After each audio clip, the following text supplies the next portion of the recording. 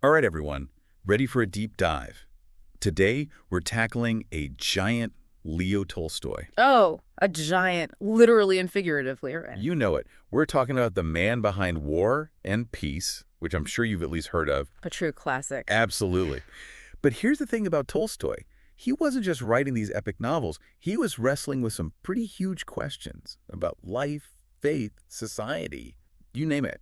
And lucky for us, we're diving into his Wikipedia page today, which is always a wild ride. Well, with Tolstoy, you can expect some twists and turns. It's fascinating how his journey starts. Picture this.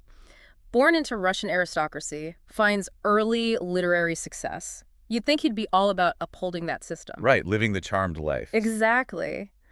But somewhere along the way, something shifted. It's like he saw behind the curtain of privilege and realized it wasn't all it was cracked up to be. So that disillusionment, is that what fueled his writing? Absolutely. It's a major driving force in his life and work. And you can't underestimate the impact of his time in the Crimean War. Right, he served as an artillery officer, right. He did. Talk about a reality check. This was a man who grew up surrounded by luxury, and suddenly he's confronted with the brutality of war firsthand, Intense. to say the least. And it changed him. In one letter, he writes, "The truth is that the state is a conspiracy. To corrupt its citizens, I shall never serve any government anywhere." Powerful stuff. Wow, that's quite a statement. So he goes from soldier to, what, pacifist? You could say that. He became deeply skeptical of institutions, especially the military and government. Which, thinking about it, makes War and Peace even more interesting. You'd think someone who lived through that would maybe shy away from writing about war, or at least glorify it. Right. But Tolstoy was different. He wasn't interested in glorifying war. He wanted to dissect it. To show the real cost, the human side of it all. Exactly. In fact, he actually said he didn't even consider War and Peace, or even Anna Karenina for that matter, to be novels in the traditional sense. He called them epics in prose, more like social commentary.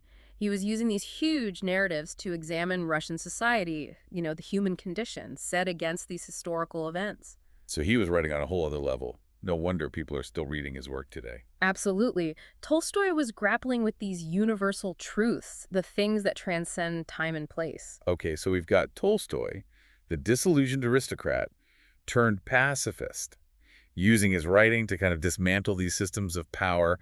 But I have a feeling this is just the tip of the iceberg. Oh, you have no idea. Remember how I said his journey starts with a paradox? Well, it's about to get even more interesting as we dig into what I call his radical turn. And trust me, this is where things get really wild. A radical turn, huh? That's quite the cliffhanger. What does that even look like for a guy like Tolstoy? I mean, he was already challenging the system. Yeah, and he takes it even further. Imagine this. Tolstoy, the Count, the celebrated author, starts rejecting the very things that defined his status. Wealth, the church. No way, really. He ditched all that. Well, not exactly ditched in the literal sense, but he starts questioning them, actively challenging their role in society. He even questions the institution of marriage. Can you believe that? Hold on, marriage? But didn't he have like a ton of kids? He did, 13 to be exact. And his wife, Sonia, she was a huge part of his life. She even acted as his scribe, copying out his manuscripts. Wow. Talk about dedication. Right. But their relationship was definitely strained by this radical shift in his beliefs. It's actually a whole other layer of Tolstoy's life. Really fascinating. But to get back to your point, Tolstoy became a huge proponent of what's called Christian anarchism. Okay, I gotta be honest, not a term I hear every day. What is Christian anarchism exactly? So basically, Tolstoy believed that true happiness, true spiritual fulfillment wasn't found in worldly institutions or material possessions. It was about what he called inner perfection. Inner perfection. Sounds intense. It was, in a way. And central to this inner perfection was this, radical love for your fellow human beings. He felt like organized religion, the government, they often got in the way of that, even corrupted it with dogma and control and all that. So he's pushing back against these institutions, but is he, living by these beliefs too, or is it just theoretical for him? He's walking the walk for sure. He gave away a huge chunk of his wealth, said goodbye to his aristocratic title. No more Count Tolstoy. Nope. And get this, he even started dressing like the peasants who worked his land. Wow. Okay, now that's commitment. Imagine the scandal. Oh, I can only imagine. It would be like if, I don't know, some billionaire tech CEO suddenly decided to live off the grid and give away all their money. Right. Totally unheard of. But that's Tolstoy for you. fully embracing these beliefs, even if it meant turning his whole world upside down. Exactly. And this wasn't just some personal experiment for him. It completely infused his writing as well. So he starts working these ideas about social justice, morality, all that, into his novels. He does. In a way, you could say he was using his platform, his fame, to explore these concepts on a grand scale. Reaching a wider audience. Clever. Exactly. And Resurrection is a great example. That novel really digs into the hypocrisy he saw in the justice system, the struggles of the poor. These weren't just abstract ideas for Tolstoy, they were reflections of his own experiences and beliefs. So he's living simply, writing about social justice. What did that actually look like day to day for him? Did he go full-on hermit? Not quite a hermit, but definitely a far cry from his upbringing. He worked the land alongside his peasants, dressed simply, and get this, he became a vegetarian. Wait, seriously, Tolstoy was a vegetarian? Yep. He was all about challenging conventions, even dietary ones. And for him, it wasn't just a personal choice. It was about reducing suffering, living in harmony with nature. Wow, talk about ahead of his time. Right. It's like every time you think you've got Tolstoy figured out, there's another layer, another surprise. Totally. But it's not just about the surprises, is it? His work still resonates with people today. What is it about Tolstoy that you think speaks across the centuries? It's amazing when you really think about it, you know? You picture Tolstoy, you think massive novels, these huge undertakings. Right, these sprawling stories. Exactly. But you're describing a guy who was so focused on individual action, like personal transformation was key for him. He wasn't just talking the talk. He was walking the walk, absolutely. And that's what makes him so fascinating. He wasn't content with just writing about these ideas. He wanted to live them. He challenged everything, pushed boundaries constantly. And the amount he wrote is incredible. Novels, stories, essays, letters, diaries. Yeah. You name it, he wrote it. The man was a writing machine. And all by hand, right? No computers, no typewriters, just pen and paper. Shows you the kind of dedication he had to his craft. It's hard to even imagine.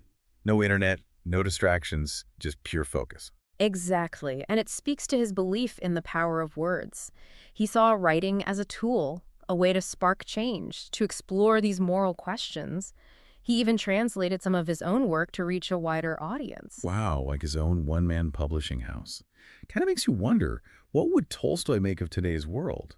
All our technology, social media, the internet. Do you think he'd be into it? It's a really good question. Part of me thinks he'd be fascinated by it all, the interconnectedness, the potential for knowledge sharing. Right, learning anything in an instant. Exactly. But then again, he was pretty critical of materialism and consumerism in his own time. I think he'd be pretty wary of how easily we get caught up in all that today, you know? The constant distractions, the need for more, more, more. Exactly. Remember, Tolstoy was all about finding meaning beyond those things, those material possessions. True happiness for him, it came from living authentically, following your moral compass, even when it's hard. And that's something I think we forget sometimes, caught up in the day-to-day. It's like, what really matters? What kind of mark do I want to leave on the world? And Tolstoy reminds us that you don't need to have all the answers. You don't have to be a politician or a general to make a difference. It's about the small choices, right? Exactly. The way you treat others, the way you choose to live your life, those little things add up. He was a huge advocate for nonviolence, for understanding, believed real change, lasting change, had to come from a place of compassion. Which is, let's be honest, something we could all use a little more of these days, especially in such a divided world. For sure. And maybe that's the most important lesson Tolstoy offers, this idea of staying open, always growing, always learning. He never stopped challenging himself or his beliefs. He was a lifelong learner, always questioning, always refining his understanding of the world. It's pretty inspiring when you think about it. It really is. Well, folks, there you have it. A deep dive into the life and legacy of Leo Tolstoy, a man who wasn't afraid to ask the big questions and who challenged us to do the same. He reminds us that real happiness, real fulfillment, it's not about wealth or status. It's about living a life of purpose, of integrity, of love. So next time you see War and Peace on your bookshelf, remember, there's a whole lot more to Tolstoy than meets the eye. This was a deep dive that will stay with you long after the episode ends. Until next time, happy diving.